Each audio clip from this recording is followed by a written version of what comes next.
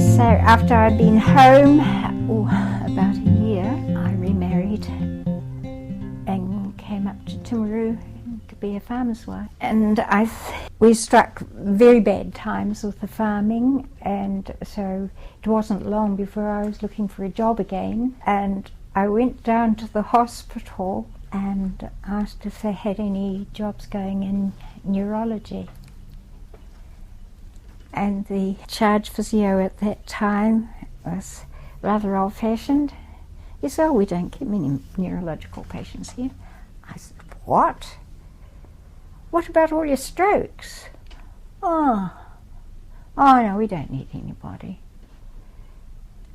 And I said, well, I went to see the paediatrician, and I said, "You haven't got a domiciliary physiotherapist in the area here. It must be one of the few areas in New Zealand where there's nobody. They all come to Dunedin." And he said, "Oh yes, it'd be marvellous if we could have you here." And I said, "Well, I know Dunedin would like to have somebody here." He said, "Well, it will have to come out of the hospital staffing." So I didn't get anywhere with the hospital staffing because they weren't going to give up one of their precious spots for a domiciliary physiotherapist, for a paediatric therapist. And I said, "Well, the funding is there because Christchurch are using it because it hasn't been used, and they've got the funding, but they haven't got the personnel for 1.5 people up there, so I know it's there, but it didn't come through." So I went private. A friend of mine who had a physiotherapy practice here became ill. He asked me if I'd buy his practice, so I did. He came back and worked for me for a wee while after his pneumonectomy. He had cancer. And that's where I stayed until I got out. What am I now? Yeah, it'd be about 13 years ago, 13 or 14 years ago now. I was at retirement age.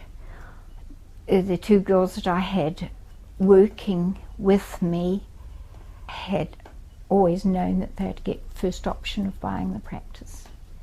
I was in a very old-fashioned place. I knew it wasn't, well, I was going to be retiring, so it wasn't worth my while going into new buildings.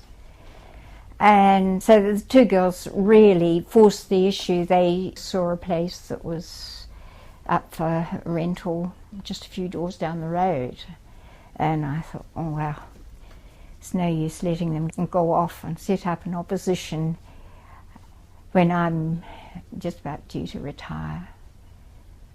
So I went with them to this new building. Mine was going to be pulled down anyway. Well, it wasn't being pulled down at that stage. There was a new bypass road, was going right past, and it was going to cut off all my parking. And there the road had been very close, so I decided that I'd move with them and sold out to them. And I worked for them for a wee bit, but not for very long.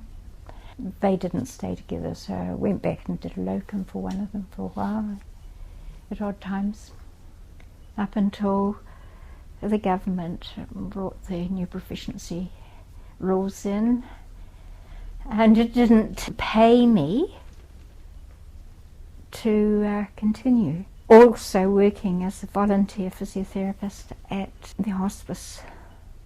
I did all their lymphodemas for them and any chest work that they wanted done, and they haven't been able to get anybody since. And it's just, you know, one day I was deemed unqualified after 54 years of doing the work.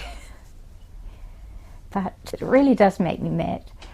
You know, it's something that you have to be insured for, because there is this possibility in a lymphedema, even their terminal cases, that you might hurry up the end a bit, might shorten the life by increasing the spread. I suppose there's that possibility, but it's offset tremendously by making a life livable while they're still alive by increasing their mobility allowing them to get up and walk and move and use their arms. It was just so good for them. It makes me cross.